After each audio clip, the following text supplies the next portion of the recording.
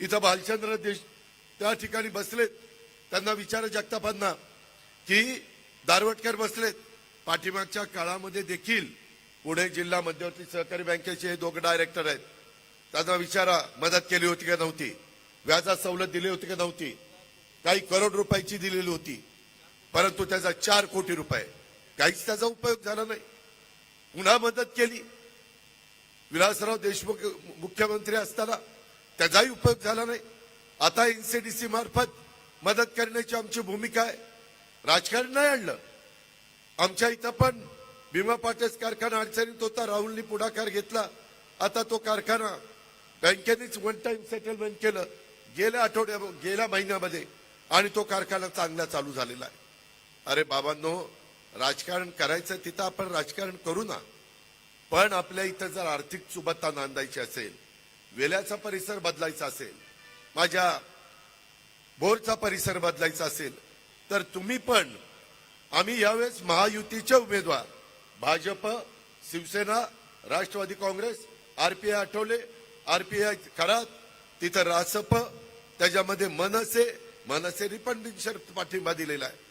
अनेक राजकीय पक्ष, कवाडे साहेब, अनेक राजकीय पक्ष, विनय कोरे, त्याच्यामध्ये एकत्र सदाभाऊ खोत एकत्र आले आणि त्यांनी महायुतीला पाठिंबा दिलेला आहे.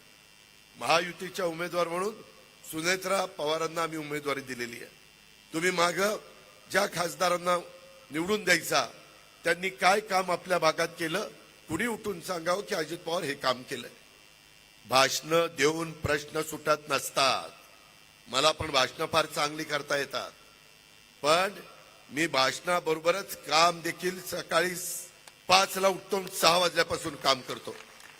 मी माझ्या इथं पुण्यात असो, बारामतीत असो, कुठेही असो, 6 ला कामाला सुरुवात करतो. सगळ्या गोष्टी बघतो. आज माझ्या बारामतीचं बस स्थानक कसं आहे आणि इथलं कसं 3 पट बसलंय. बोरचं बस स्थानक काय होते, काय करतात लोकप्रतिनिधी. माग 99 ते 2014 पर्यंत काँग्रेस राष्ट्रवादी काँग्रेसची सत्ता नव्हती, त्यावेळेस विकास करायला नको होता. आज आपलं पाणी पार तिकडं माळशिरस पर्यंत जात आहे, तिकडं इंदापूर पर्यंत जात आहे. सगळ्या भागामध्ये माझ्या पुणे जिल्ह्यात जातं, माझ्या सोलापूर जिल्ह्यात जातं, माझ्या सातारा जिल्ह्यामध्ये जातं. परंतु इथल्या लोकांना काय, गुंतवणुकीच्या बद्दल मी परवा सासवडच्या सभेमध्ये विजयराव शिवतारेंनी घेतलेली होती, त्यामध्ये मी माझी भूमिका मांडली मुख्यमंत्र्यांच्या देखत. आम्ही बंद पाईपलाईनचं काम करायला तयार आहे. भोरकरांनो, वेल्हाकरांनो, मी तुम्हाला या सभेच्या निमित्तानं सांगतो, मी पुन्हा 5 तारखेला सकाळी एक भोर शहरामध्ये सभा घेणार आहे आणि त्याच्यानंतर वेल्ह्याला सभा घेणार आहे. साधारण 10-11 वाजता मी येणार आहे. या सभेला मी सांगतो तुम्हाला, आणि आज अजित पवार शब्दाचा पक्का आहे. मी असा तसा राजकारण करणारा माणूस नाही. एक तर शब्द देताना 10 विचार करेन आणि एकदा शब्द दिल्यानंतर कुणाच्या बापाचं ऐकणार नाही. ही माझी कामाची पद्धत आहे.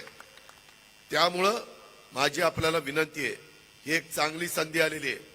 देश नरेंद्र मोदींच्या 3ऱ्यांदा पंतप्रधान पदावर बसवण्याचं देशातल्या बहुसंख्य जनतेने ठरवलेलं आहे. त्यांच्या विचाराचा खासदार गेला तर केंद्राचा पैसा आपल्याला येईल, तर आपल्याला इरिगेशनला कमी पडणारा पैसा आम्ही एकनाथराव देवेंद्रजी आणू. त्याच्या संदर्भामध्ये आपले अनेक प्रश्न आहेत. माझ्या भोर तालुक्यातली उतरवली वडगाव गावातील जमिनीवर 92 साली एमआयडीसीचे जमिनी 582 एकरावर शिक्के पडले. त्याच्यामध्ये अनेकदा अधिकारी आले. बहुतांशी शेतकरी चांगली किंमत दिली तर चांगला मोबदला दिला तर जमीन द्यायला तयार आहे. 92 साली, आता आपण 24 मध्ये 24 आणि 8 32